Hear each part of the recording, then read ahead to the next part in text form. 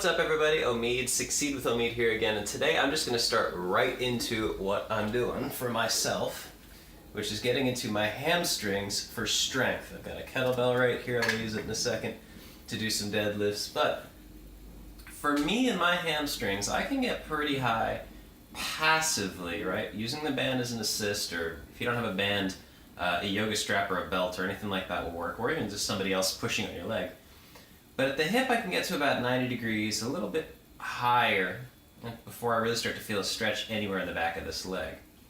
I have other videos about how to stretch the hamstring a little bit more effectively, but the point I want to make today is this passive position, right? There's no work being done here by the leg or the abs to get into this 90 degrees is very different than if I put the hip in the exact same position and add work into this leg, and then later strength with the kettlebell. So I'll show you what I'm talking about in a quick second.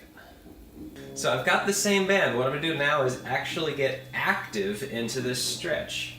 And it's interesting because the activity doesn't even have to be on the leg that I'm getting into. Now the other foot's on the ground holding me up. And you'll see this is actually my quote-unquote passive on this side. It can't get anywhere near that 90-degree angle without some struggle in the body. So this is just one version of an active position that I'm trying to get into, and it changes what the nervous system is going to feel in that hamstring, glute, even the lower calf, plantar at the bottom. I can't get into this position. If I make it even harder, what happens if I try and get that 90-degree position with the leg I'm trying to stretch on the ground? This is about as far as I can get without some massive amounts of struggle. It's not a balance thing, guys. I'm Mr. Balance, right? The idea is that the nervous system has a different demand on it, and it's just not used to it yet. So then what happens if I try and add some weight to the equation, the 40-pound kettlebell here, and if I try and get into, yeah, the knee's going to bend in a deadlift type position, but if I try and get into this stretch in the hamstring, I can get down there just fine, right? But now what happens when I try and stretch with strength? Back round. Lower back starts to get really messed up.